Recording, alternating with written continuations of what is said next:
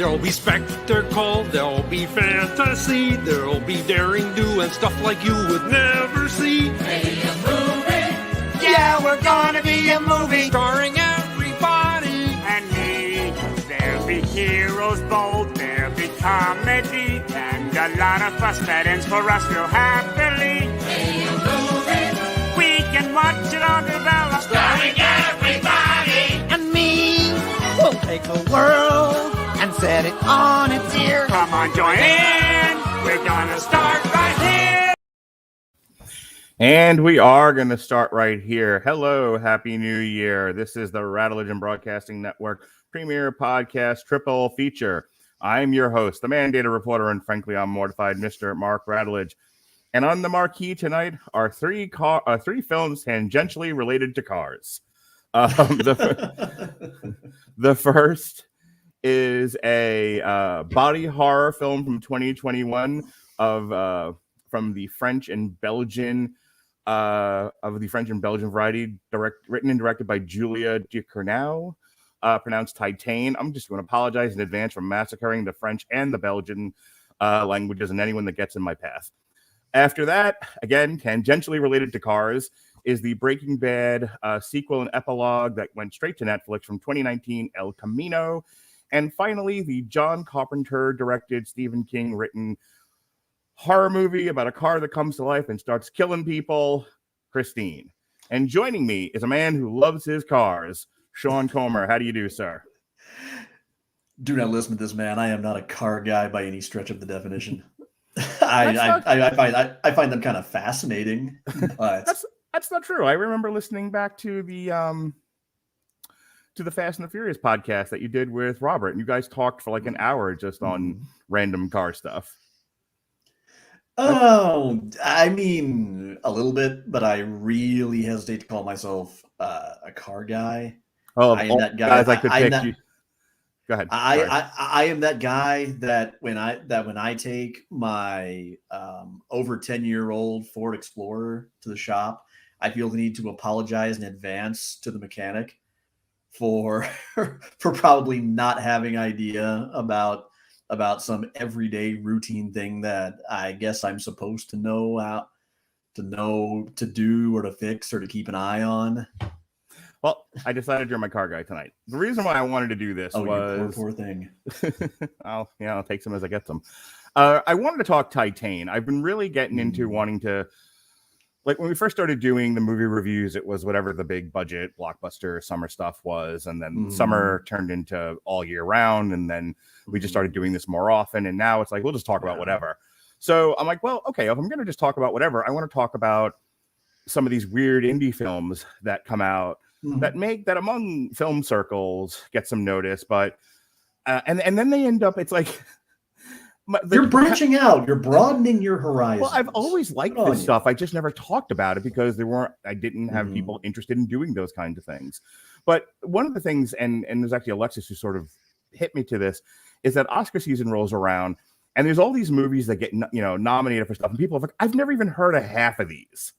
So, and I was like, well, you know what? I'm going to make a vested interest in trying to get ahead of some of that stuff.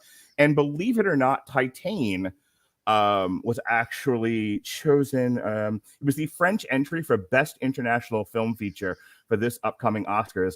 And Sean, believe it or not, this thing has won like a bunch of different awards. It won the Palme d'Or at the Cannes. It won the People's Choice Award for Midnight Madness at the Toronto International Film Festival.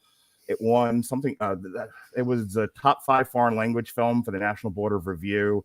And then there was a Best Supporting Actor here for the Los Angeles Film Critics Association. And then it was nominated for a bunch of other ones. So I plus when I can't remember which podcast we were talking about this, but I think it was Robert who mentioned like, oh yeah, there's this movie where a girl gets impregnated by a car. And I went, really? And immediately I was like, I have to search this film out. Funny story about that.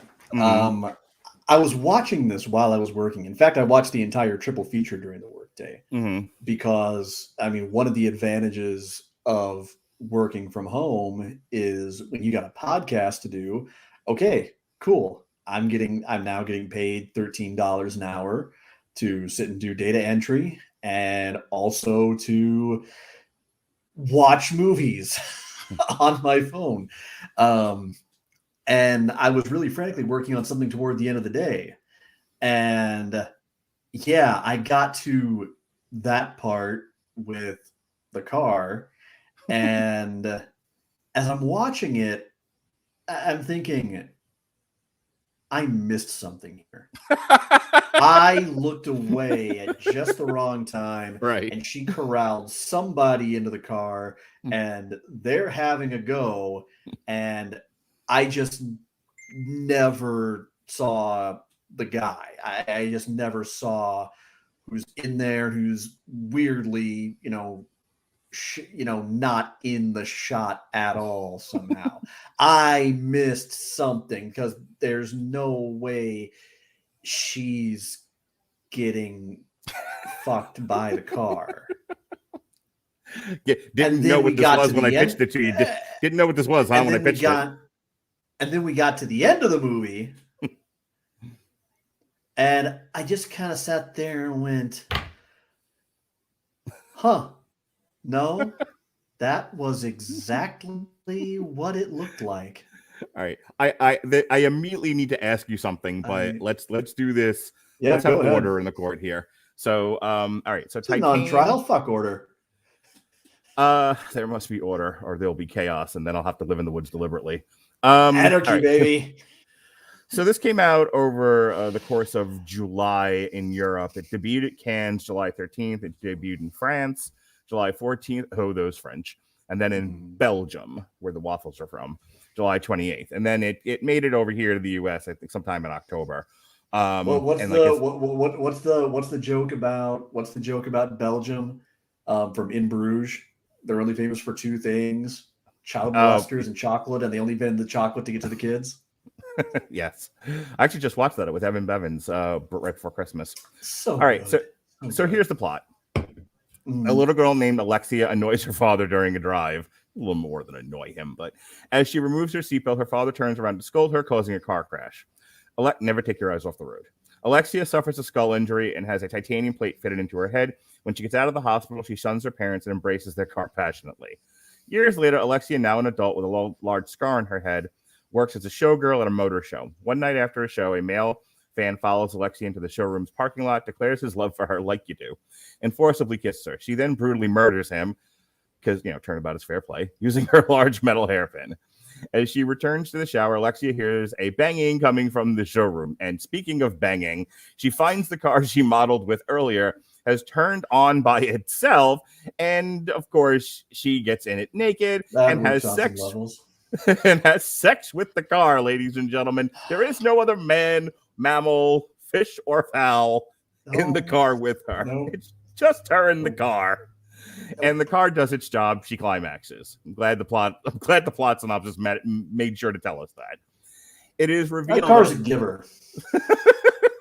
That's a considerate lover. Yes. You got to take them where you can find them, baby. It is revealed that Alexia is a serial killer from out of freaking nowhere who has murdered several men and women in the past few months. She still lives with her parents, like you do, who seem unaware of her connection with the crimes and with whom she has a distant relationship. Eventually, Alexia realizes she has become pregnant after, and this is what I needed to ask you, but let's get through it. After motor oil, Sean, motor oil begins secreting from her vagina. She tries to perform an abortion with a hairpin, but fails. Alexia attends a house party where she has sex with her coworker, Justine. Alexia suddenly murders Justine and proceeds to kill the other guests, except for a woman who manages to escape. Alexia returns home and sets her own house on fire before locking her parents in their bedroom. Now wanted for murder, Alexia alters her appearance to pretend to be Adrian Legrand, a young boy who has disappeared 10 years before at age 7, by cutting her hair, taping down her breasts and increasingly pregnant belly, and breaking her own nose. She then goes to the police pretending to be Adrian, where his father, Vincent, accepts Alexia as his missing son and refuses to do a DNA test. Vincent, a fire captain, takes Alexia to the station where he lives and works and introduces her to his men. The firefighters are puzzled by the mute, androgynous, and apparently traumatized Adrian, but they refrain from questioning the captain's behavior. Yeah, because he, as shown in the film, he'll beat the snot out of them if they do question it. Alexia becomes an apprentice at the station under Vincent's supervision. As Vincent gives more responsibility to his quote-unquote son over the experienced firefighters, one firefighter confronts Vincent about Adrian's identity. However, Vincent immediately shuts him down and tells him never to speak of his son. Vincent tries to preserve his strength by injecting steroids into his aging body, but he finds that he seems to be building an immunity to them. Alexia is increasingly disturbed by his possessiveness and considers escaping from the fire station. However, after Vincent experiences a cardiac arrhythmia from injecting a large dose of steroid, Alexia decides to stay with him. Vincent's long-estranged ex-wife comes to see her quote-unquote son and ends up discovering a now heavily pregnant Alexia with her body taped down. Nevertheless, she keeps the secret for herself, not wishing to interfere with her ex-husband's delusions. Yes, leave people in their delusions alone, goddammit. And begs Alexia to take care of him. Vincent at one point acknowledges his delusion, telling Alexia, well, whoever you are, you're my son. When he inadvertently uncovers her breast, he is clearly shocked but continues caring for her. At a party at the fire station, the firefighters urge Adrian to dance to the music. Yeah, they're moshing to techno. It's really funny. Alexia breaks out her showgirl choreography, leaving everyone confused like you would be.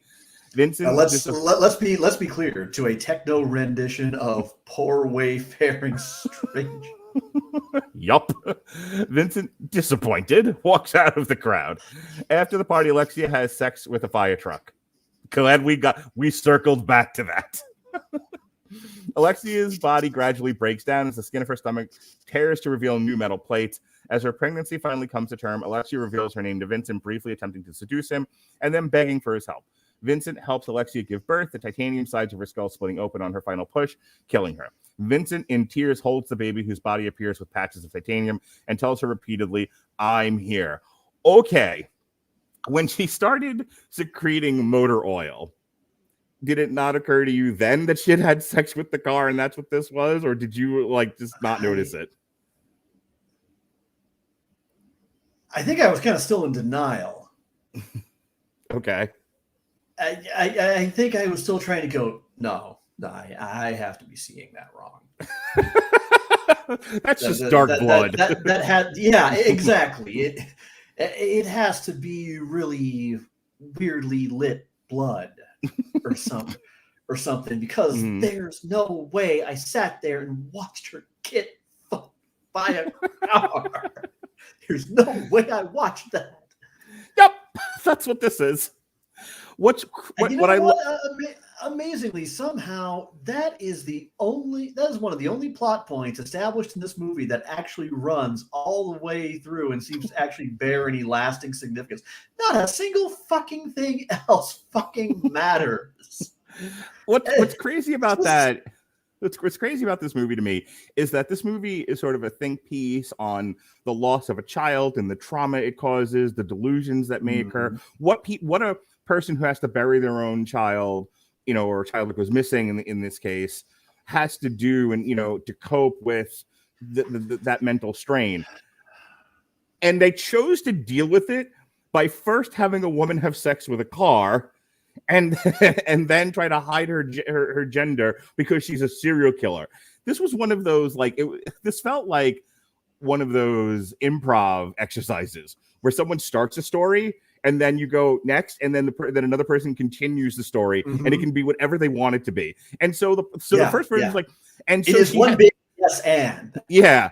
So I was like, and so she has sex with a car, and then she's sort of, a substitute for the child that this man lost.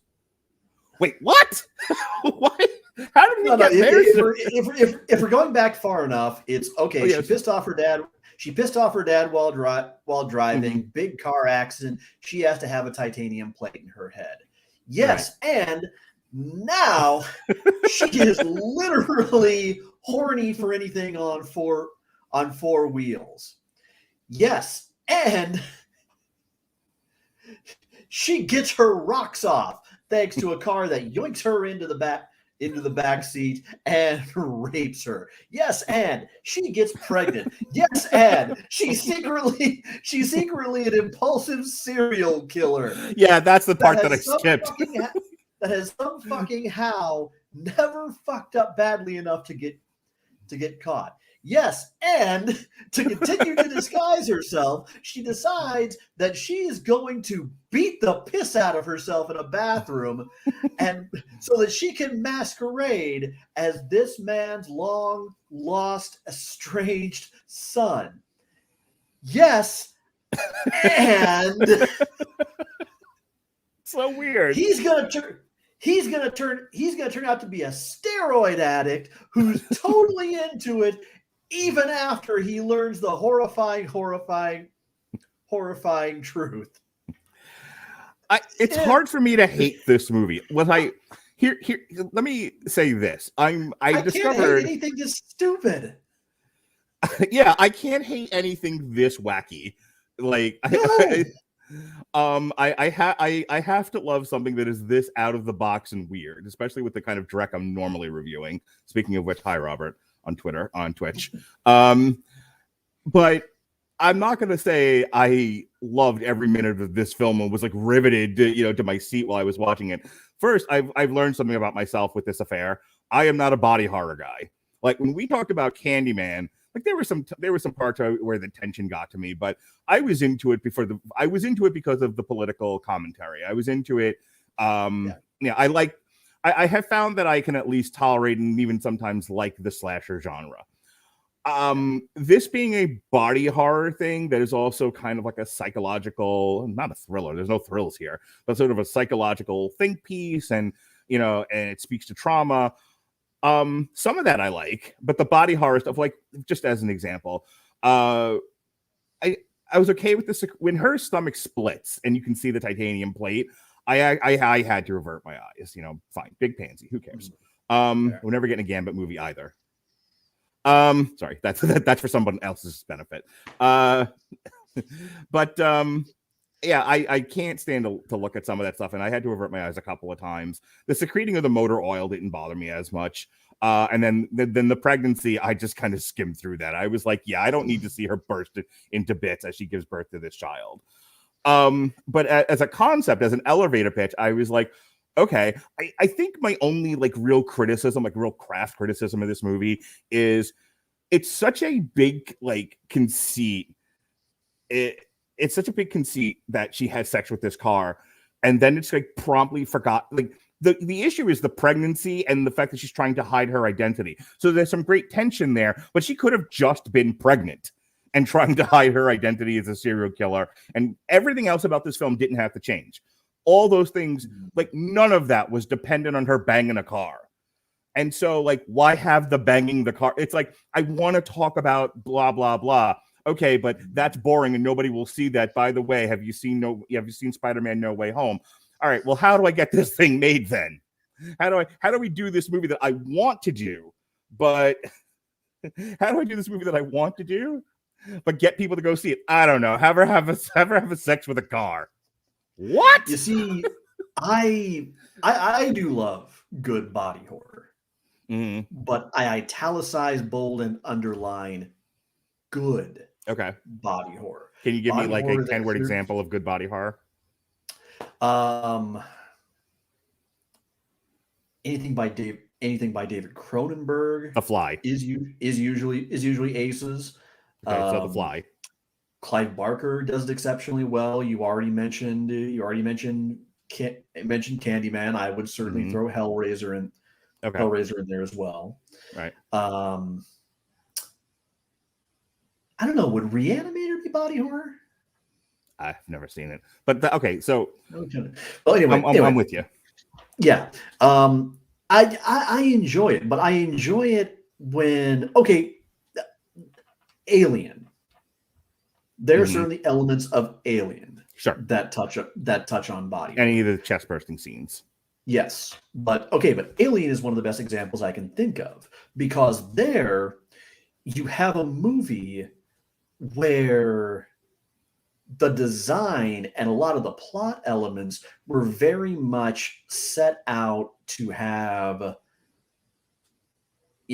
sexual assault and violation undertones, right, that were explicitly crafted to make male viewers especially uncomfortable. Right. To make them uncomfortable most of all. On a whole other level, than what a woman might experience. Right.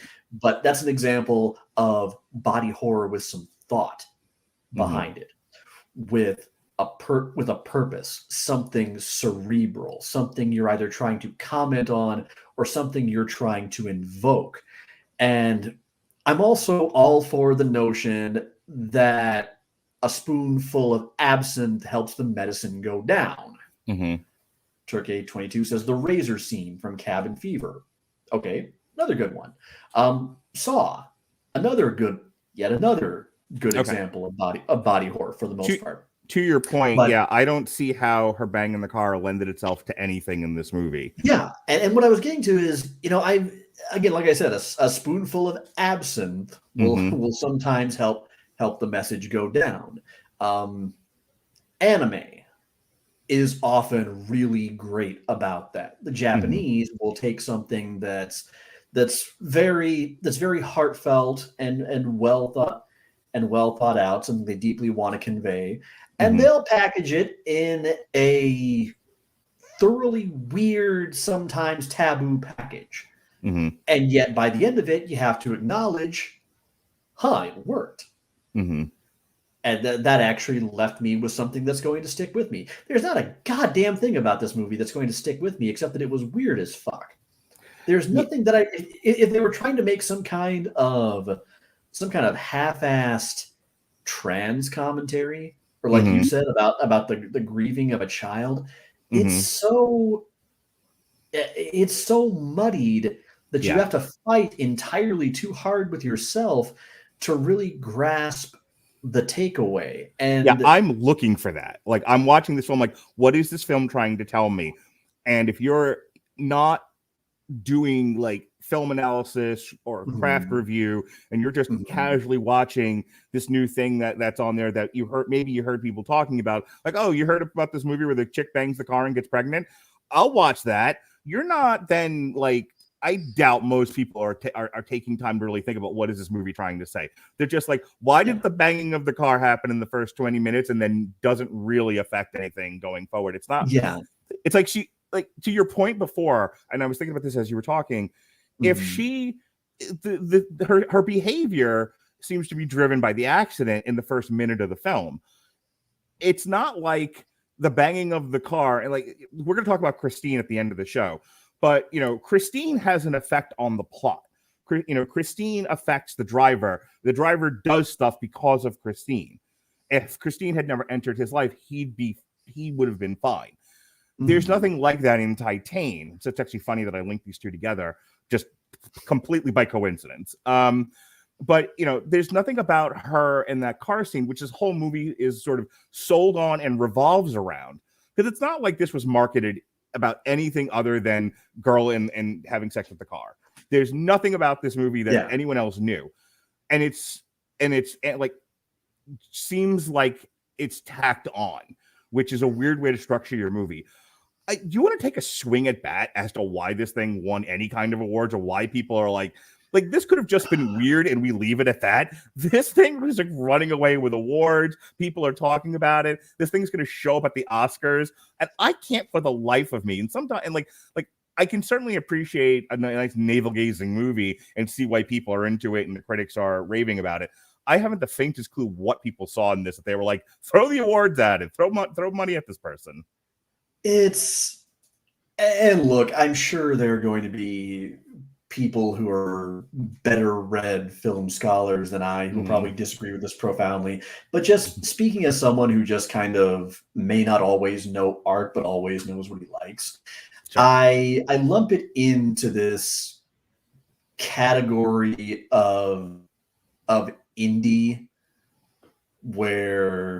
of indie cinema that is weird for the sake of weird, masquerading as avant-garde, trying to make a point. And the kind of movies where sometimes if someone is actually honest enough and forthright enough to flat out say, I saw this movie, I didn't get what the fuck the point was, some other douche nozzle in fake glasses and a fedora is probably going to pipe up and lament that they're just not smart enough for that movie. It was too intellectually highbrow. I'm actually 100% in agreement with you about that. After I said it and I started to listen to you talk, I was like, yeah, that's probably it. It's like they're sitting there and it's just like you see the same stuff shoved out year after year after year, and then something is so out of the box. You're like, it wins, and there's no more thought given to it than that. Well, okay, let's give a more mainstream example. Since Anne and I just watched them both recently before watching the fourth movie, compare The Matrix to The Matrix Reloaded. The Matrix has some very personal and intellectual and philosophical undertones. Right. They're presented in a straightforward way, in a remarkably straightforward way that makes them surprisingly digestible. Right. Now, go look at the architect scene from Reloaded. And just how kind of up its own ass it feels. Boy, am I alone on the hill for liking that scene, and I'm okay with it. This is not we do not have to have a conversation about it. But you're like the third or fourth person in the past week since Resurrections came out that's cited the architect as headache-inducing, and then there's me going, I liked it. So no, but that's him and the Merovingian. But again, that's the point. God, don't even get me started on that. It's the brilliance of taking something that's intricate and has layers, and enabling an audience of any level of education and literacy to understand it perfectly plainly and barely feel like they missed anything. Yep. All right. Versus an entire fucking scene that watching it across the screen in your mind, you can almost imagine like the pikey subtitles from Snatch during that one scene where Brad Pitt is just going off on a complete screed, and instead of subtitles that are actual words, it's just a half dozen question marks. I vaguely remember that. Yep. All right. If I think ask Alexis about it. It's one of her favorite. It's one of her favorite DVDs. She'll know exactly why. I think we're in agreement that we've squeezed all the juice we're going to squeeze out of this, and let's move on if you don't mind. And before we do, I want to remind everybody that for you listeners of Triple Feature, Grammarly is offering a free download of the Grammarly software. Grammarly's AI-powered products help people communicate more effectively. Grammarly helps you write mistake-free on Gmail, Facebook, Twitter, LinkedIn, and nearly anywhere else you write on the web. Grammarly corrects hundreds of grammar, punctuation, and spelling mistakes while also catching contextual errors, improving your vocabulary, and suggesting style improvements. To download Grammarly today, go to getgrammarly.com/W2M Network. Again, it's getgrammarly.com/W2M Network to download Grammarly for free. All right, so just like a quick 2-minute table setting. Did you watch Breaking Bad when it was on? I watched every single brilliant episode. Did you watch from the beginning, or were you like me, got hip to the jive after everybody was on that train? You know what? I did watch it from the beginning, but I watched from the beginning, starting I think shortly before the final season, like a few months before it, and I got so hooked on it that I just burned through the previous 4 seasons, just absolutely torched through them. And I like to tell people I've only ever watched 2 shows that, in my estimation, never, to my knowledge, in my opinion, made a bad episode. So I don't know if and Breaking Bad. So I'm going to tell you a secret that nobody knows about me. This is breaking news here on the Radulich Broadcasting Network. I'm a big fan of The Wire. And I know. And I was convinced that the only deal. Please pick your jaw up off the floor. I was convinced, because I was a snooty. I've never really been like a snooty movie guy. You know, I like it all. I'm willing to sort of pick through the garbage. I'm also willing to eat the finest fruit and everything in between. Where I think I was a snob was television. Nothing on network television was good. That was my religious belief. The only two shows I will one up you with a revelation. Mhm. I have meant to watch The Wire for ages, and I have never gotten around to it. Mhm. But I am now an HBO Max subscriber, and I do intend to remedy that. Good. Sometime later in the year, Jesse and I haven't talked much about it, but Jesse and I are going through every single one of the David Simon shows that he's done, starting with Homicide and going all the way through Show Me a Hero.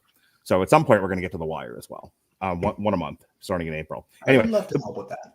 The point that I was going with this was, I was convinced that there wasn't a decent show out there besides The Wire and The Shield. Nothing could be as good as those two shows, maybe Oz.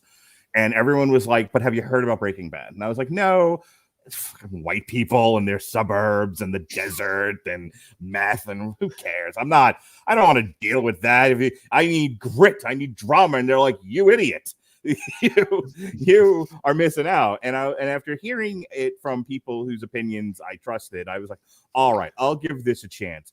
And the first couple of episodes of Breaking Bad were not they weren't great. I think they were well-written television. They didn't grab me. I think when he blows up the office and walks out all Hollywood-like is when I got hooked.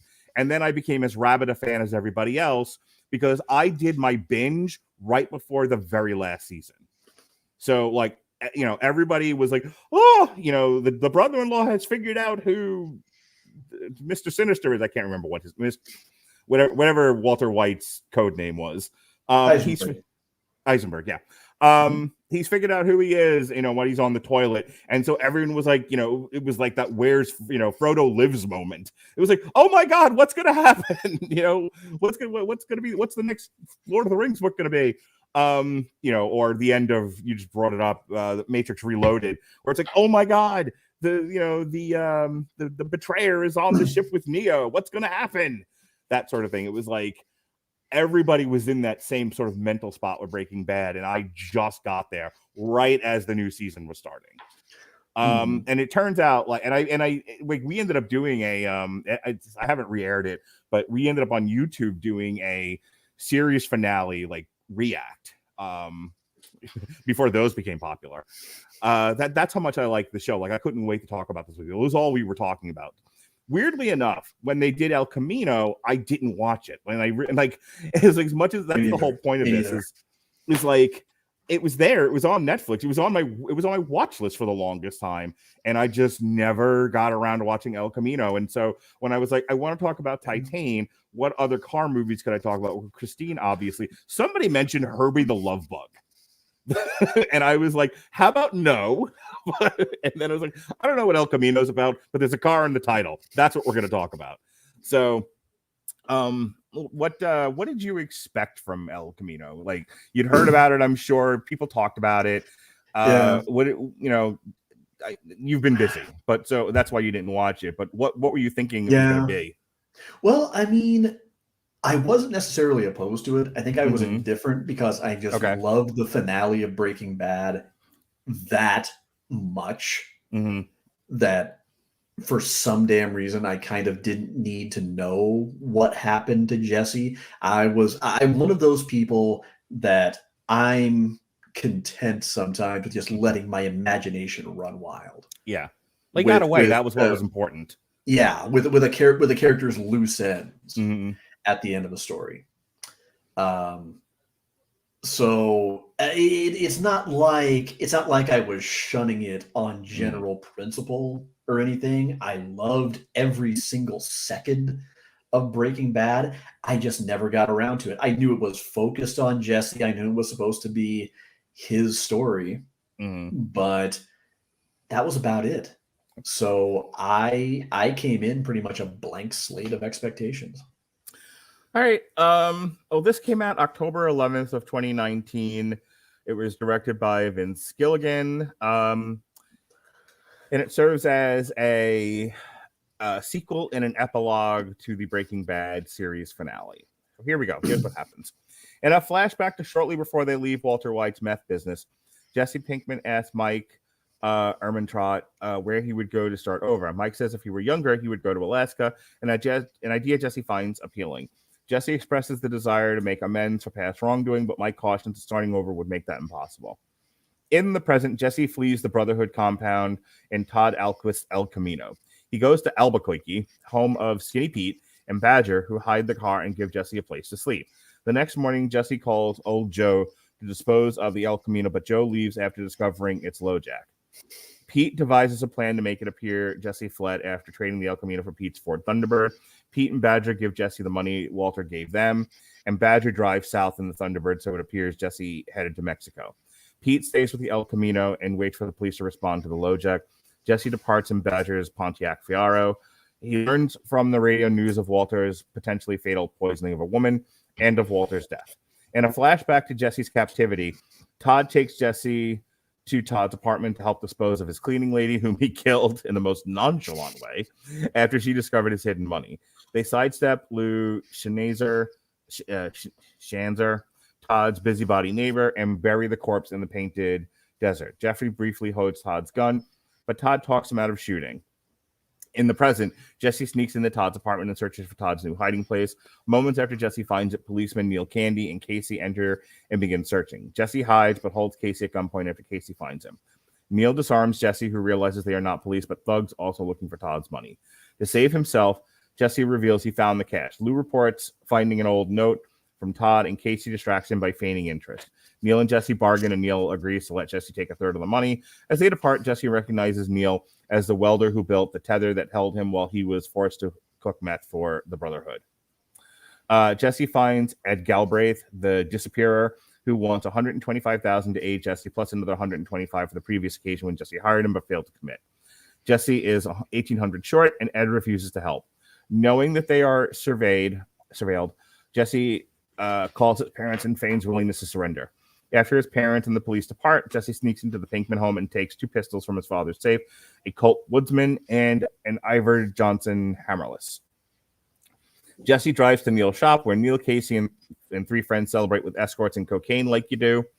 After the escorts leave, he asks for $1,800 and Neil refuses. Seeing the Woodsman in Jesse's lifespan, Neil challenges Jesse to a duel for his share of the cash. Jesse agrees, and when Neil reaches for his gun, Jesse shoots him with the hammerless that was concealed in his jacket pocket. Casey fires at Jesse, but Jesse kills him with Neil's gun. Jesse collects the driver's licenses of the remaining men and lets them leave after threatening to return and kill them if they tell the police. He recovers Neil's cash and departs after setting an explosion to cover his tracks. In a flashback, Walter and Jesse have breakfast after a multi-day meth cook, estimating they will make more than $1 million. Walter laments having waited his entire life to do something special and calls Jesse lucky since he will not have to wait. In the present, Ed drops Jesse off at a parked car near Haines, Alaska. Jesse gives Ed a letter to Brock Cantillo and acknowledges he does not want to say goodbye to anyone else. Driving off, Jesse has a flashback to his time with Jane Margolis.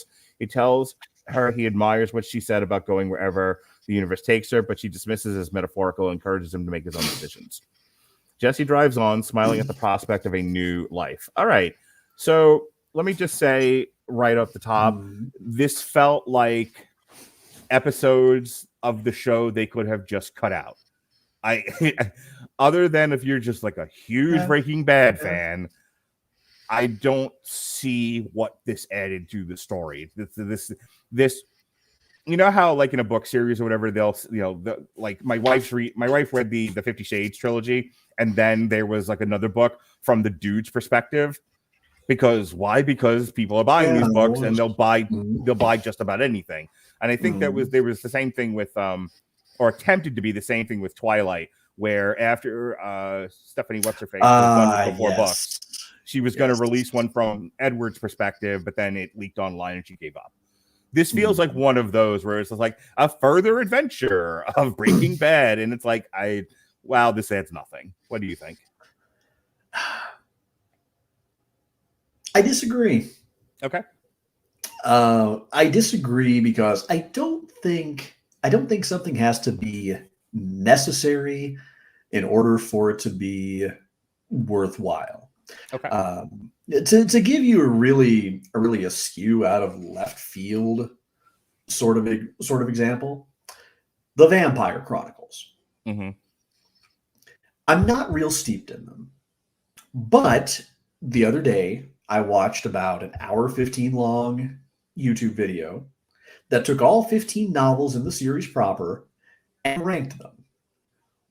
what was said about a lot of them is, especially the ones kind of, it went from best to worst, and the ones that were in the middle toward the end of the video, a lot of the sentiment was, it's good, but not necessary. Mm-hmm. You don't absolutely have to read it. But of course, the idea being, you should really have read most of the series before you get to this one, so you can appreciate everything that's going on. Mm-hmm. For me, that's a good comparison to this, because no, it's not necessary. I could still watch all 5 seasons of Breaking Bad and not feel like this filled anything in that I was really pining for by the time the credits rolled on the last episode, by the time we were panning out from Walter White's dead body.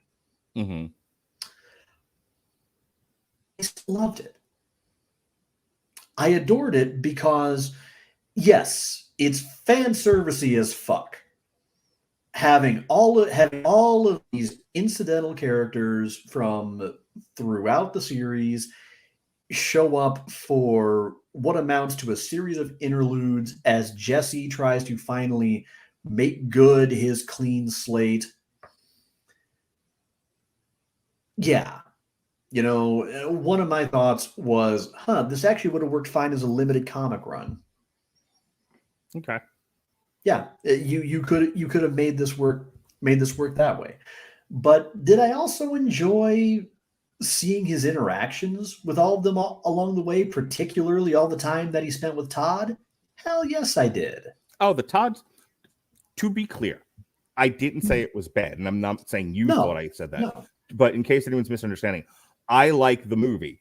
It was well done, and the best part of this movie is sort of the weird tension between Jesse and Todd, as Todd knows he's holding all the cards. He's kidnapped this man and forced him into slavery on one hand, and then on the other hand, he just wants a friend. He just wants to be buddies.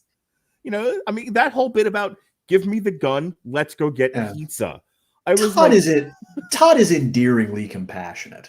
Yeah, Todd's like, I just need you to make meth for free, and never leave. Yeah.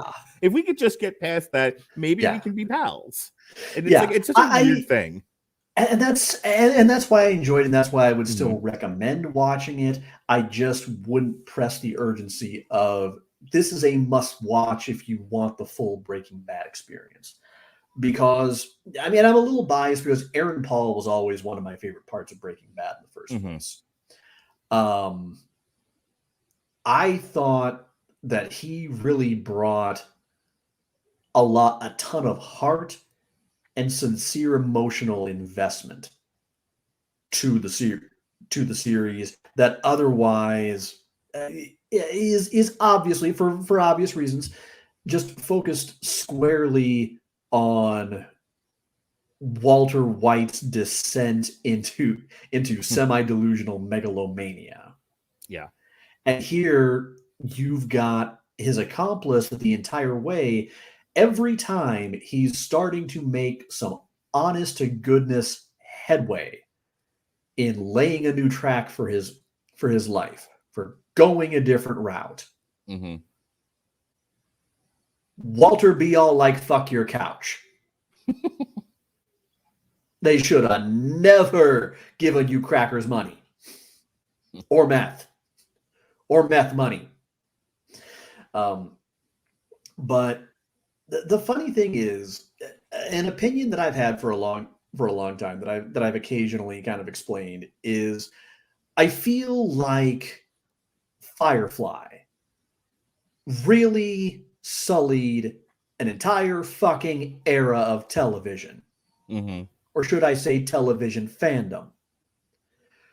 Because you have a 1-season series that, on the one hand, it gets viewed through rose-colored glasses it doesn't always deserve. On the other, it had potential and Fox bungled it because Fox. Mm-hmm. Or rather, because Fox and sci-fi. So along comes some really pioneering fan outcry. Firefly gets a movie in order to write a proper farewell, to get the series finale that it wasn't allowed to have the first time around. Okay, that was fine. Herein lies the problem. That shit then became what fans expected every time a series ended. And this is why I was initially a little bit skeptical about this one, and why I maybe was, or rather I should say indifferent, not skeptical. And it wasn't every fucking time a series ended. Boy, what is the phrase in Community? What is it? 6 seasons in a movie? Oh, God. And I love Community. Sure. But every time a series ended, movie, yeah. We get movie, dude. Movie. And not to beat this dead horse, but people have been asking for a Wire movie.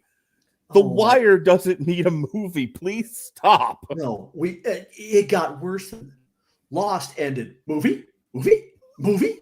No, it's like the fucking seagulls. Mine. 24 ended. Movie.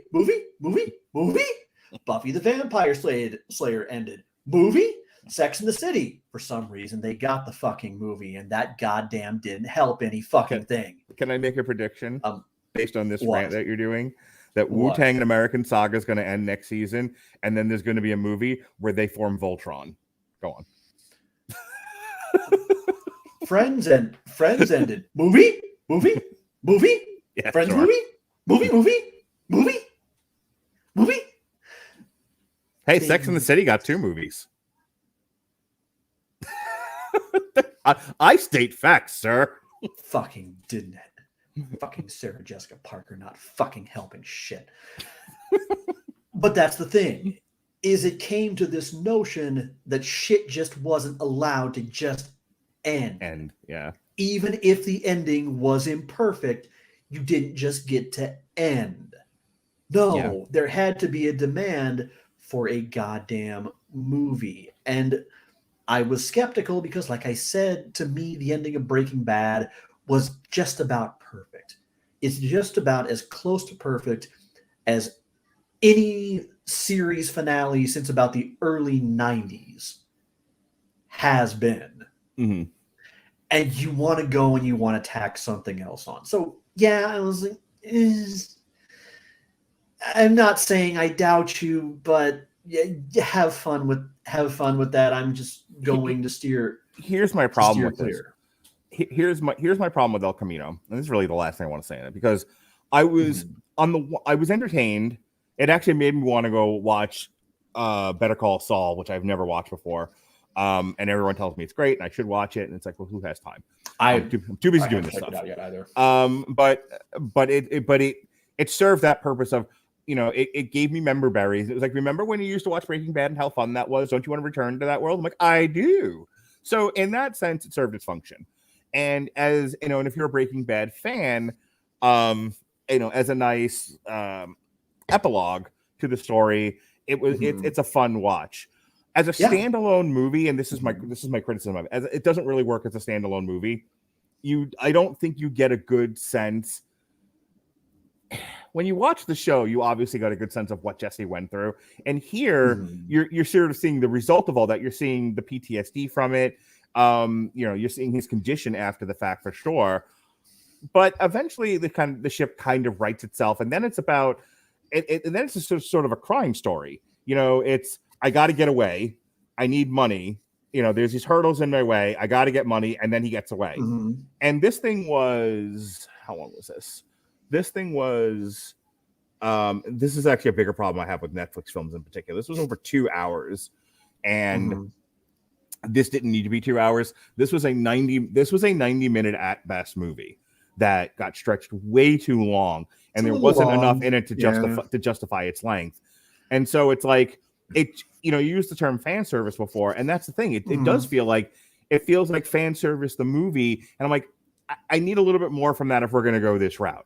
You know, I would like chop this up into a couple of, chop this up into a couple of episodes and make it a mini series like they did with like 90210 and some other ones where it was like, let's do these Marvel shows on Disney Plus are basically 6-hour movies. Give me a little bit of that, give me a 6-hour show. And then, to see like what happened with Jesse and the, and the adventures he went on after he escaped the compound. And I can kind of accept it as your standalone movie. This might be me just clinging to a structure. Things have to make sense to me. And this one doesn't. So that's the last word. I'll let you give your final thought and then we'll move on. I recommend it. It's a nice little coda. I don't think you'll regret spending your 2 hours on it. But again, it's to me, it's a product of that same sort of just won't fucking let go nostalgia and denial that is the reason why we got a fucking Sopranos prequel movie. And that only caused people to watch The Sopranos. It had nothing to do with the movie. And a fucking Deadwood prequel, which... fuck was that necessary? So all day long, I have been, half the day I have been playing Rage Against the Machine, which I'm a proud papa because my son, who's generally not into anything loud, was like loving Rage Against the Machine today. I played, hang on, I haven't been putting a lot of the comments on screen because some of my friends have been not nice. But Chris Bailey. Bailey says wrong nostalgia rules. Of course it does, Chris Bailey. Chris Bailey, you're so pretty. Anyway, I've been all day playing Rage Against the Machine because I've had Wake Up from The Matrix on my mind. And as I played it for my son, he loved it. And then in turn, we ended up watching the first Matrix movie. Can I ask you a question? Who the fuck did that? Who the fuck did that half-assed, semi-flaccid cover at the end of Resurrections? It's in the Wikipedia page. You can look it up later. But we addressed that on the review. I made sure to mention it because I've heard that before. I've heard that girl cover of Wake Up. Anyway, the point is, I've either been hearing Wake Up in my head, or I believe it's from Susie Sue and the Banshees, Christine. The Strawberry Girl, Christine, because I've had this movie on my mind all day. And now all I can hear is Bad to the Bone. And do you know where you can hear Rage Against the Machine, the Susie Sue and the Banshees, Ted Nuge, the Nuge, George Thorogood, who actually does Bad to the Bone? Do you know where you can hear all these songs, Sean? Where, Mark? You can hear them all on Amazon Music Unlimited, don't you understand? And we... gracious as we are giving away a free 30-day trial of the Amazon Music Unlimited service. If you click the link, it is right to give us thanks and praise. If you want to click the link, get amazonmusic.com/W2M network. You can enjoy free 30 days of streaming on us. If you like it, you can keep it after that. You pay the monthly fee like you would Spotify and Apple Music. If not, you can cancel it. No contracts, no fuss, no muss. And who doesn't love free music? You could do like I did today. You can listen to Susie Sue. You can listen to George Thorogood. You can listen to Rage Against the Machine and have your son boot scooting in the car going, "Yeah, Dad." And I'm like, finally, he likes music. It took forever. For a while there, it was only Anamanaguchi. But now he's getting into the good stuff. On us, Amazon Music Unlimited. All right. Our third film in our triple feature is Christine, not the Strawberry Girl, instead the Murderous Car. This came out in 1983. But she is Candy Red, so yeah, is she? How is she? Is she not a Strawberry Girl in her own right? I suppose you're right, Sean. So this is based on the horror novel by horror writer extraordinaire Stephen King, which actually published in 1983. And wow, they got this out just in the ta-da nick of time then. This came out December 9th, 1983. On a budget of $10 million, it made about $21 million, and it's become a cult classic. This was directed by another horror director extraordinaire, John Carpenter, who we know from the Halloween movies. This stars Keith Gordon, John Stockwell, Alexandra Paul, Robert Prosky, and Harry Dean Stanton. And oh yeah, that guy from the beginning of Ghostbusters who Bill Murray keeps shocking. He's in there too. In case you wanted to know. So, have you ever seen Christine before? I think I saw it once many moons ago, Mm-hmm. and not all that long ago, I watched the Kill Count episode dedicated to it with my fiance Anne. Okay. So and fucking James A. Janice and Chelsea Rebecca are just fucking masterful manipulators at making you want to sit and watch something. It's that kind of infectious enthusiasm. So when you said that was going to be rounding out this trifecta, yeah, I was like, El Camino, fine. I probably owe it a look. Titane or Titane, Titane, okay. It at least says tit in the title, so maybe. Turns out I wasn't wrong. But Christine, okay. So that's my promised brownie sundae at the end of the meal. All right. Yeah, these triple Serve it features up. either end with a grand slam or crash into the concrete and explode all over the place. This never ends with kind of a meh. It's either the best thing we watched or the worst thing. That's how these are structured. When Dave and I did Ghost in the Shell, Aeon Flux, and Ex Machina, we ended with Ex Machina, and we're like, wow, we ended on the best one, and here we are again. So anyway, I've never seen it. This is the first time I've ever seen it. You got to remember, I did not grow up watching a lot of horror movies. The ones that I did watch were always the odd man out, not the usual for me. So, and I didn't watch a lot of Stephen King stuff growing up as a kid because, again, it was all horror. I mean, I saw some stuff. So Shawshank Redemption. You also didn't miss much. Yeah. But I'd always heard about this one, and later on in the year, we're a group of us are going to talk, among other things, Maximum Overdrive, because in both the case of Christina Maximum Overdrive, I always saw like the poster. I always saw the video cassette on the wall at the video store, and I'm like, I don't like horror, but I do like people being hit by cars. Like, actually, it's in like my top 20 or top 30 is the Quentin Tarantino movie Death Proof. And it's just a big, long, waxing lead up to him driving girls off the road. It's great, and I don't know why I like that sort of thing. There's I think it's Used Cars, where like the finale of Used Cars is just this giant car wreck. And I don't know. I've always just found that visually appealing. So like the idea of a car that comes to life and starts killing people sounds great. And if somebody had pitched it to me, I'd be like, I'm all in. So it's weird that I'm almost 46 and now, because I'm looking for stuff to talk about on a podcast, and now I finally saw it. I should have watched this years ago. Because even as a horror movie, this is not that graphic or gory, or even particularly scary. Really. This is more, this is like Hitchcockian in its tension. It's not a Nightmare on Elm Street, which is like the high watermark for me for gross and things that drove me away from horror in the first place. So let's get into it. The Old Strawberry Girl. All right, in September of 1957. By the way. And I'm going to admit to you, this isn't yet another Wire joke, but I'm going to admit something very serious to you. This is not a setup. I was watching this, and there was some definite. Boy, they don't make films like this anymore in terms of language, the way people talk to each other, the objectification of women and other, and whatnot. And I'm like. And I had this thought, like, Sean, I'm going to get a call from Sean. Like, I can't talk about this movie. It's terrible. What these people say to each other. And I was like, oh, I'm like, I hope Sean doesn't hate this and hate me now. And why would you think I would do that? Because I was laughing at the dialogue in this movie because it's so coarse and it's so of its time.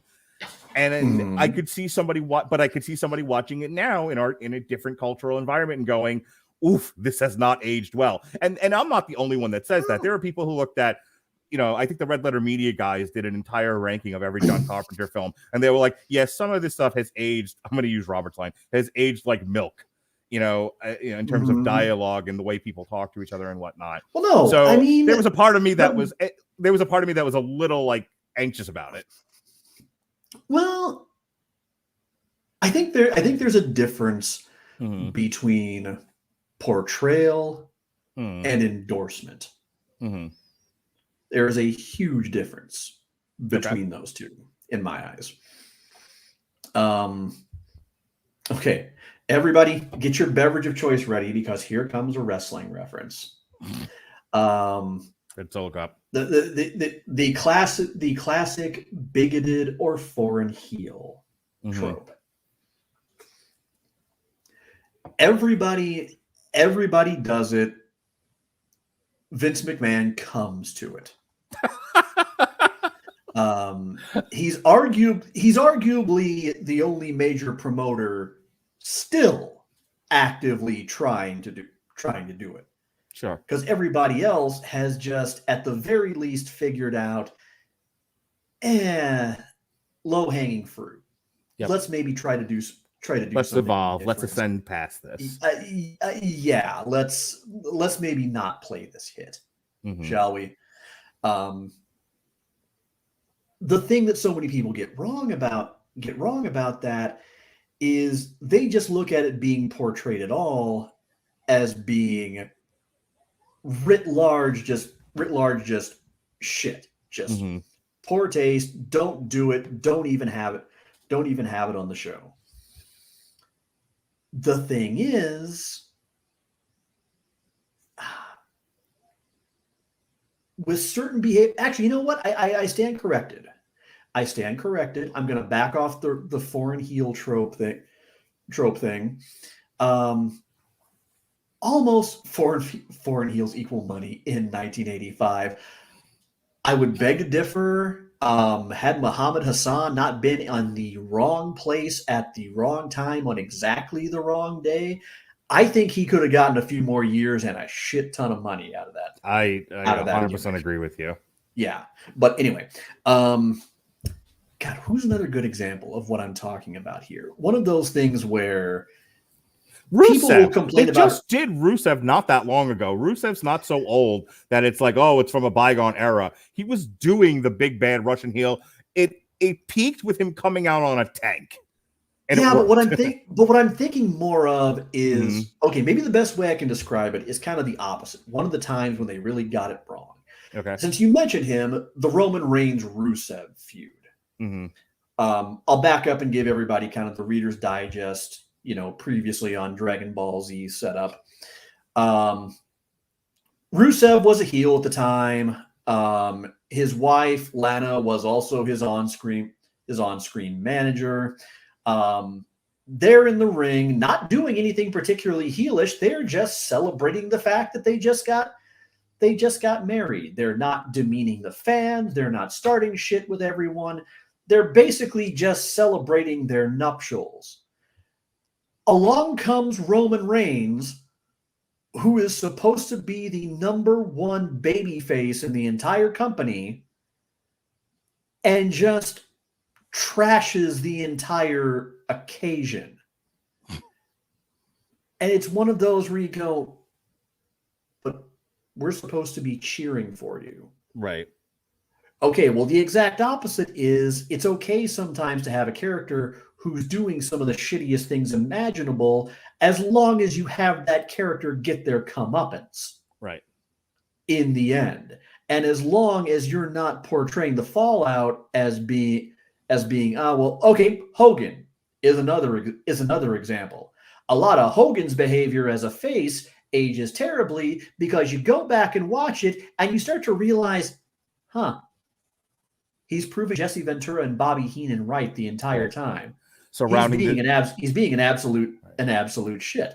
So I don't mind some things being portrayed, but when you're talking about watching Revenge of the Nerds and we're rooting for a bunch of horn dogs who by the end of the movie are absolutely 151% guilty of actual sexual assault, But yeah, they are.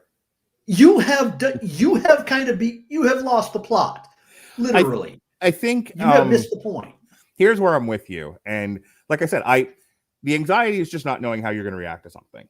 And I like to think I'm fairly reasonable. I'm not disagreeing with you. I hear, and the reason why I brought this up, because people are like, what are they talking about? We're talking about this. There seems to be this need for people to sort of make wide sweeping rules for something that really needs to be a case by case scenario. Use I hate the word. I hate any word that gets overused and misused, but for the sake of conversation, canceling. This needs to be canceled. It's not woke. This needs to be canceled. It's not aged well. This objectifies people. It makes people have bad feelings, whatever.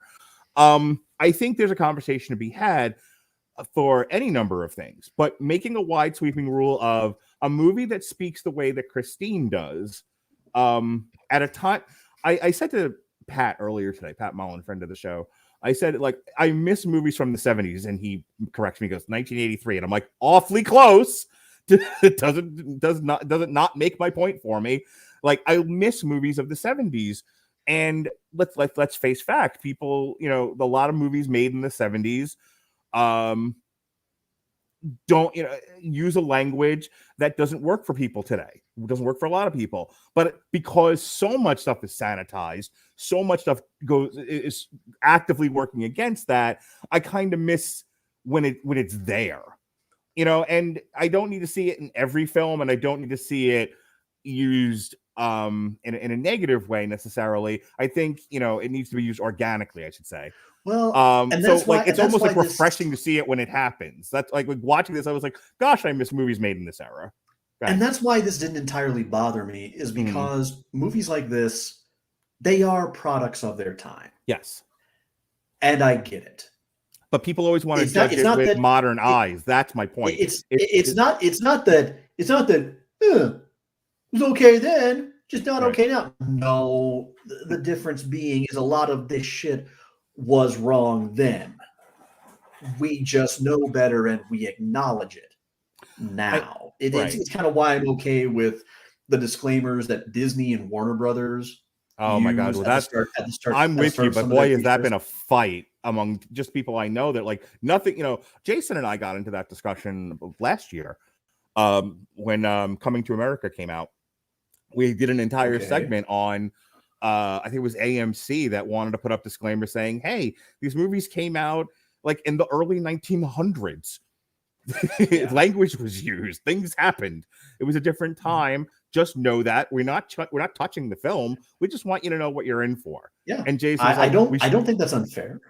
And Jason was like, "Well, we shouldn't have that either." Like, I don't see what's wrong. No, Jason. No, okay. I'll flat out say it. Jason is patently wrong. And we had that discussion. Because I mean, that is the ultimate compromise.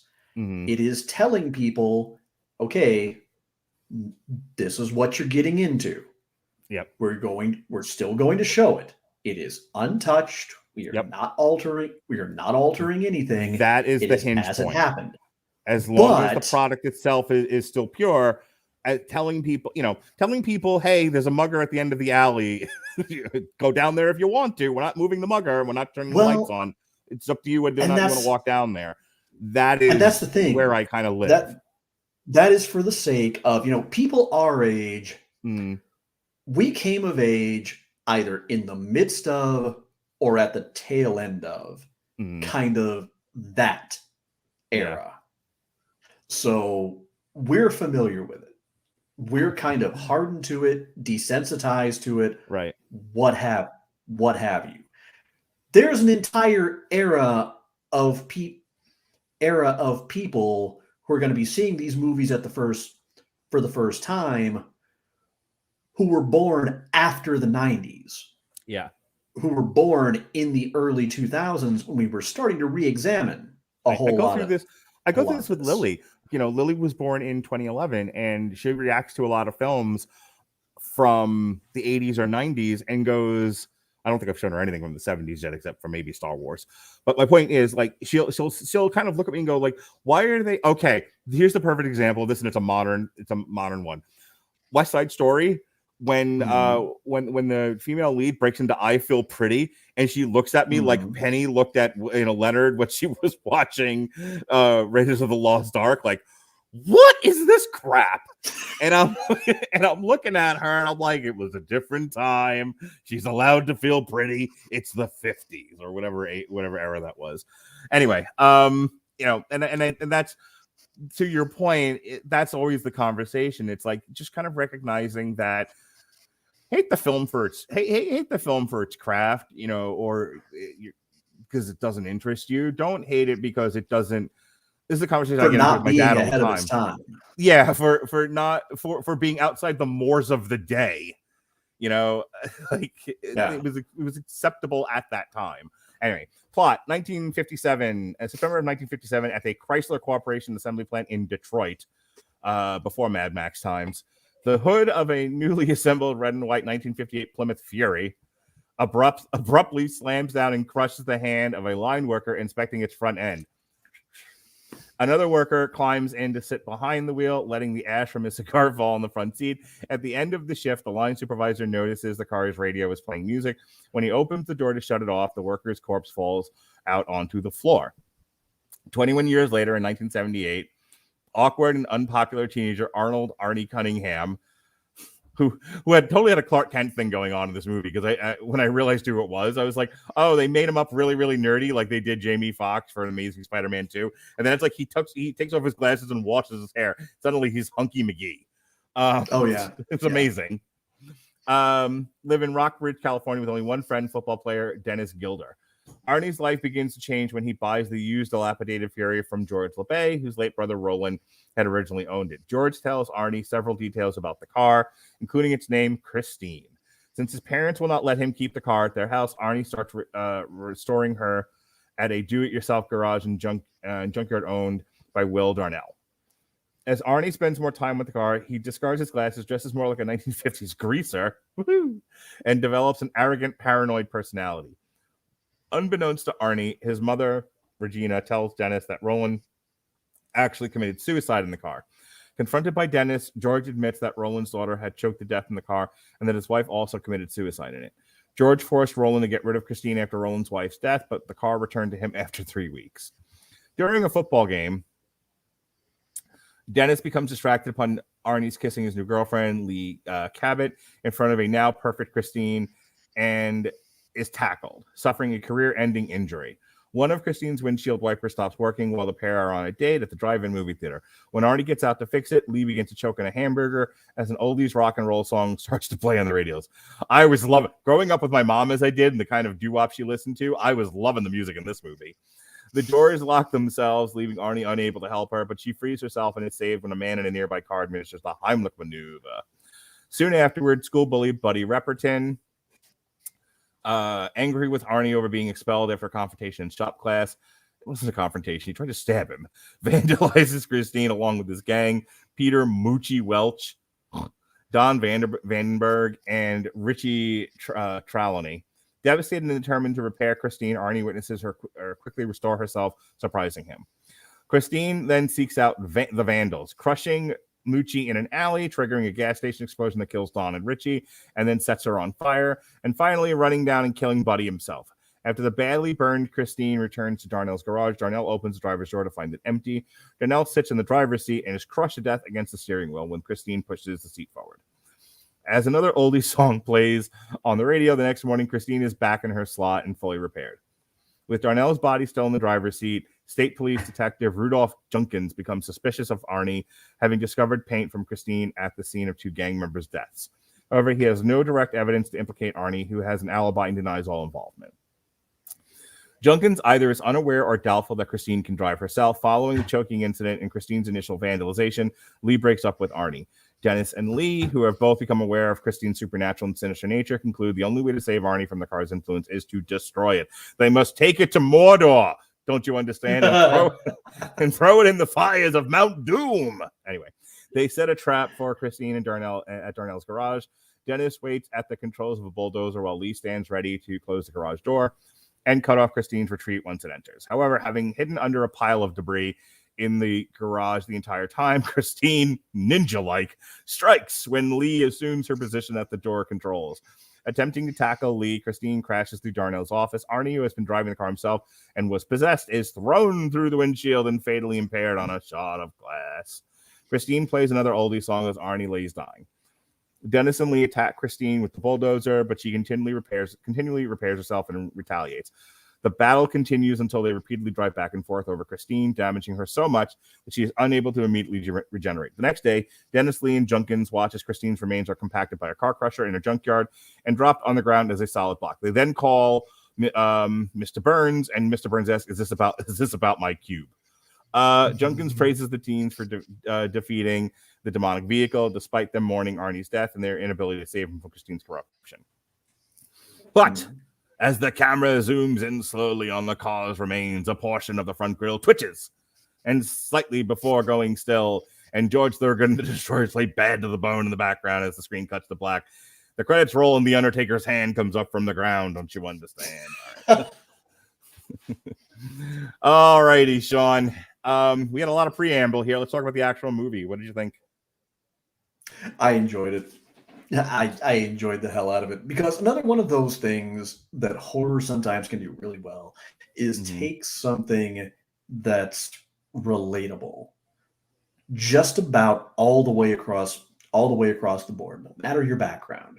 On some level or another, you get it, and not necessarily pervert it, but darken it. Yeah, kind of clothe it in shadow and take it to some sinister extremes. And then also at the end, you also kind of have that little bit of think twice before turning the lights out moment, where they reveal that the evil isn't truly vanquished. Some movies do that better than others. This movie gives me both. This is my chocolate and peanut butter sandwich right here, because I mean everybody who's ever been a teenager knows both the yearning for that freedom of having a car, and the exhilaration when you finally get it. Yep. And how experiencing that, yeah, it can sometimes be transformative for some people. It's, sometimes it's a whole other level of popularity, but even then that's yet another thing. And that is the notion that sometimes you hand notoriety and popularity and an oyster of a world to somebody who's maybe not necessarily equipped to deal with it, and able to keep everything in perspective. And that's sort of what we have is, we have kind of a weird protagonist who at first we sympathize with, and then we kind of feel for him a little bit, as clearly he's obviously being seduced astray by our strawberry girl. We have a kind of surprisingly likable kind of jock character. Yeah, who really breaks the mold by kind of being kind of our conscience. I was gonna say a nice likable guy. Talk about going against type. We have some really stock bullies that kind of makes it easy for us to be okay with it when they get there. Not a problem killing those guys. By the way, I don't know about you, but I totally thought Buddy was John Travolta. I kept looking at him like, I was like, is this like a walk-in in God, what was the movie that Bruce Willis remade? The Charles Bronson movie. The Mechanic. No. Dead something or other. God, Death Wish. Yeah. I was having a Christopher Walken Jason moment. Statham remade The Mechanic. Yeah. I was having like a Christopher Walken moment. Like, oh my God, is that Christopher Walken in this? Like a young, like just like fresh as a daisy Christopher Walken. I had to look very closely, and I'm like, he doesn't quite have the jowls of John Travolta or a bit more of the voice, but he was like, he could have been his stunt double. Yeah, the guy's actual name is William Ostrander. I kind of wondered, you mad lad, did you manage to be in both Carrie and Christine? was Danny Zuko Stephen King's muse all along? The hell? How far through the looking glass have I tumbled? His agent just handing him scripts. He's like, why is it always girls' names on these things? Can't I get a Death Wish movie? But anyway, but no, and it's got a nice campfire story sort of vibe to it. It's a fairly satisfying ending, which is highly unusual for anything Stephen King has ever done. Yeah, Ben was saying that he a lot of times fails to stick the landing. Oh God, it's one of his hallmarks. He's in fact he even kind of cracks wise on it a little bit in the It remake. Can I say, cameo. I think it's pretty close to perfect, a perfect film as I've ever seen. Christine? I like, yeah, I would agree with that. I have almost nothing to really criticize the movie about. I mean, again, judging it for when it was made, late 70s, early 80s, you know, with the equipment they had, the kind of effects that, you know, you can do in a movie like that for the budget that they had. I think the characters are written perfectly. I think it's a great use of, again, Hitchcockian tension, where, you know, you're set. They set the tone right from the beginning when the hood closes on the guy's arm, and then from there it's just kind of a slow build. Everyone has proper motivation. You're with, you know, you don't. Arnie's not a bad guy, and he's obviously corrupted by the Ring of Doom. Yeah, and you want him to rid himself of this burden, but you know, but it's serving all of his needs, and he's going mad. Don't you understand that it's all perfect? I think the only characters, and again, this also might be a function of when the movie was made, the parents are a little ridiculous. That's probably like my only minor quibble. I thought mom and dad, especially the mother, you know, it turned into the Adam Sandler thing for me. Like, they're all gonna laugh at you. Like, Mom, let's go out and get some ice cream. No, they're all gonna laugh at you. I'm glad you brought that up, because I don't think they were necessarily ridiculous, maybe a little unrealistically strict, but then again, you also need that to bring out that motivation of Arnie's, that chink in the armor that allows Christine to kind of get under his skin, whisper in his ear, and work her magic. You need something to establish that, but no, they never went full Carrie's mom, psychotic with that. The only one that I thought was maybe a little bit over the top initially was Mr. Darnell. I thought he was excessively douchey, but then, you know, a few scenes later, we get a moment where we establish that he's kind of starting to come around. Arnie has kind of earned his respect.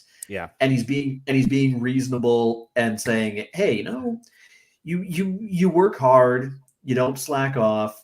Tell you what, you put that same work ethic in around here, I'll let you have some parts. I'll even float you if you I had two thoughts with Mr. Darnell. I could accept his behavior because in my headcanon, he fought with the Band of Brothers. And, you know, and after all the damage and trauma from World War II, he's just a surly old man now. He's seen some stuff. He's earned the right to be surly. I grant you that. But yeah, but I mean, there's no... Real quick, the second thing with him, I just let me say this and then you can continue. When he was like, maybe we could work out a deal. I don't know why my head immediately went to, oh no, what does he mean by that? And it was completely innocent. I'm the one with the corrupted thoughts. He was like, sweep up.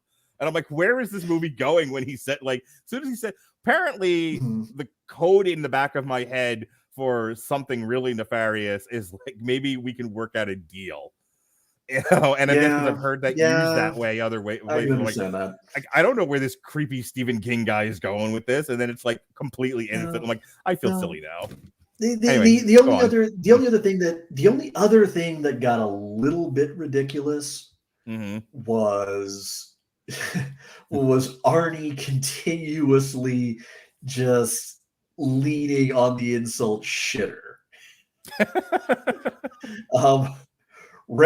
I'm pretty sure Randy Quaid shooting retakes of that scene from Lampoon's Christmas Vacation didn't say shitter that often over the course of 90 minutes. But otherwise, I mean, it's shot really well for its time, and especially for probably not having a massive budget. The performances were all on point, and in some instances better than one would necessarily expect. The plot's tight. It's well paced. It's not overly gory enough that it's going to put somebody off watching it. The music throughout is terrific, top to bottom. Just not a bad selection in the bunch. Last question for you, okay? Because I have a thought, but I'm going to ask you for yours, and then we'll close out with mine, and then we'll be done. Yeah, sure. There's no reason given for why Christine is what she is. She's just the credits stop rolling, and she's alive, and she's eating people. Period. Comma. The end. There's no lore. The only story is what happened to the previous owner. You are just accepting that something supernatural has happened to this car. You don't need to know what it is. Just know you were just told its motivation. Clearly, that seems to have worked for you, or you would have complained about it by now. But why? It works for me because one of the easiest ways to keep something scary is to shroud any understanding of it.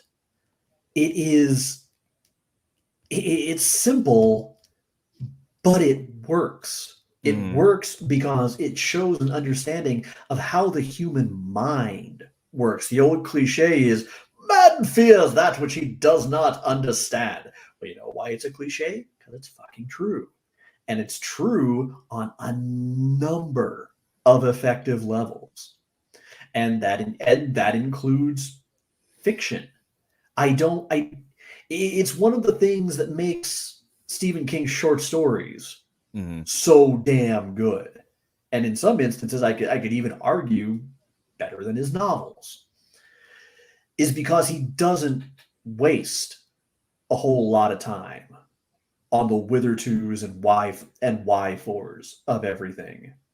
Not everything has to have this, it's explicitly drawn up ahead of time in Randy Savage or Diamond Dallas Page-esque detail before the actual execution. It's just there, it's presented, and the action is flowing along so swiftly and so perfectly, you don't really have time to ask unnecessary questions because you're just that wrapped up in it. We don't care why Christine is doing this, because how is it going to help anything anyway? All we care about right now is we don't want to see Arnie go down this road because we like Arnie. Right.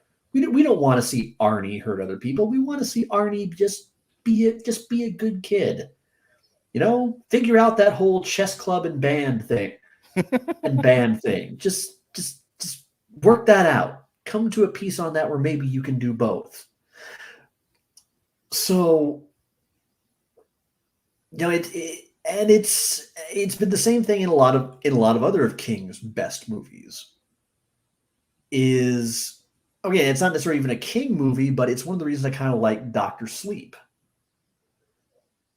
It doesn't really go into a whole lot of detail trying to explain what The Shining is, what that power is. It's just continuing to establish the importance of it. Carrie did it quite well, and I don't know that we necessarily even needed a lot of the backstory that we got in It. That explained what explained what Pennywise was. Yeah, I'm 100% with you, Sean. I feel like you really need a deft hand if you want to present lore and explanation for why things are the way that they are. But more often than not, you get midichlorians in the Phantom Menace than you do, something that really works. I'm with you. Okay. Again, I'll give you an Anne Rice example. Mm-hmm. Trying to explain vampire origins early in the series. Okay, we got the explanation in Queen of the Damned, and okay, it more or less worked.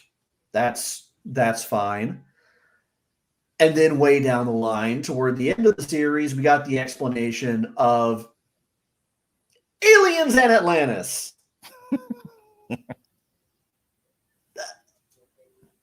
Right. No.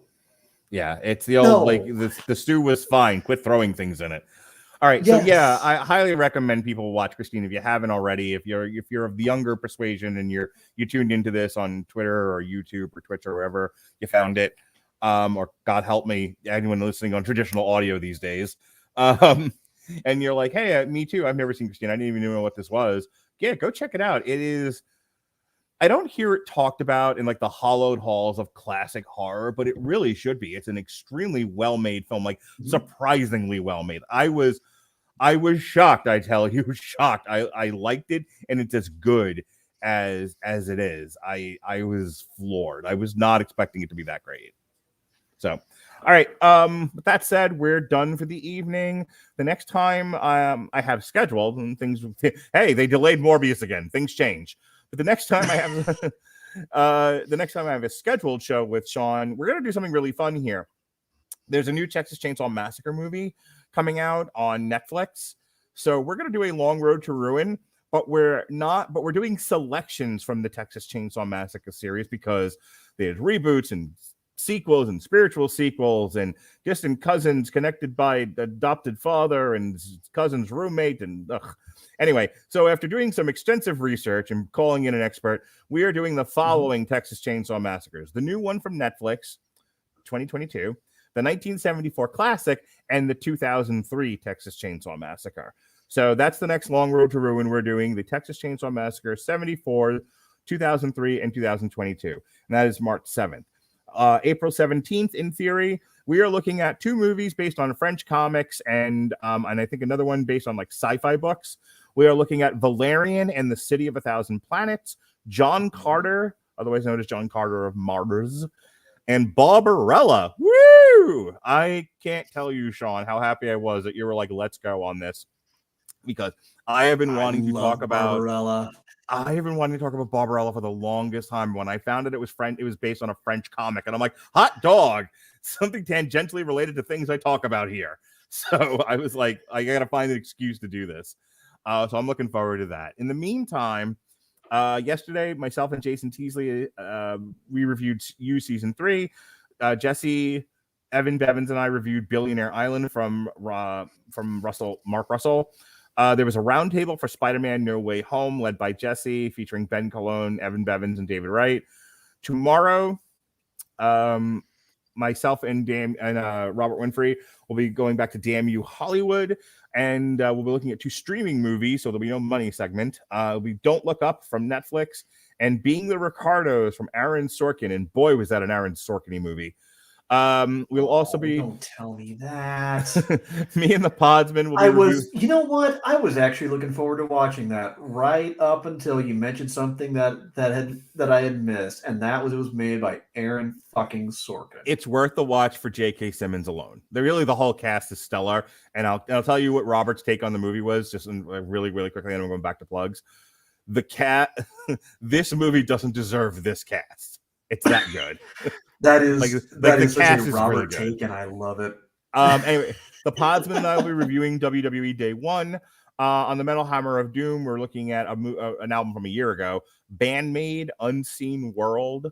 Thursday night, we'll be doing a late recording, another triple feature. This time it's Prisoners of Ghostland, Shadows in the Cloud, and Out of Death, and that's Ronnie Adams and Evan Bevins.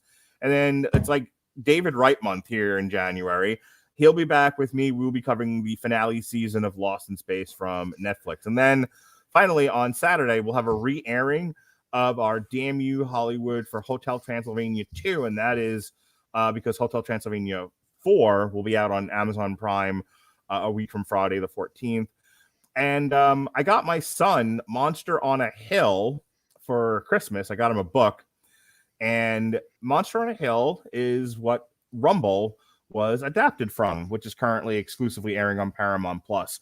So my son, the fastest growing podcast star on this network, and I are going to be doing a comic strip for Monster on a Hill and Paramount Plus's Rumble, starring a whole bunch of WWE stars. So that'll be fun. I mean, me and my son talking the book and the movie this Saturday. A family wonderful time will be had. All right, Sean. Before I pitch it over to you, please like and subscribe on YouTube. Like and subscribe wherever you find us on Apple Music and whatnot. And I'm being told, gun to my head, we now have a Discord. I don't know what a Discord is. I'm old. But we have a Discord. Nice. And the link will be in the description of both the audio and visual form of this podcast. So if you're interested in our Discord, please go ahead and click the link and you'll find the invitation. All right, Sean, you get the last word. What are you doing? Where are you doing it at? Well, now that I am fully moved and settled and the new year has begun, I am looking at possibly getting back to streaming soon. I just frankly got to pick a date. It's literally all I got to do. In advance, you can go follow me over there at twitch.tv/ComerCodex. In the meantime, the best daily way to engage with me is to follow me, that link right there, on Twitter and Instagram at Comer Codex. I post a lot about hockey, wrestling, music, cooking, my love of DDP yoga. Things do get socio-political at times. Please be ready for that, because I ain't apologizing for shit anymore. I spent damn near 30 years being an apologetic fence sitter. I'm done with it. You get what you get from me. No excuses, no apologies. No, seriously though. Otherwise, it's a good time. It's a good time. I'm as opinionated on there as I am on here, so take that as you will. All right. For Sean, you are not. I, however, am Mark Radulich. Be well, be safe, and behave.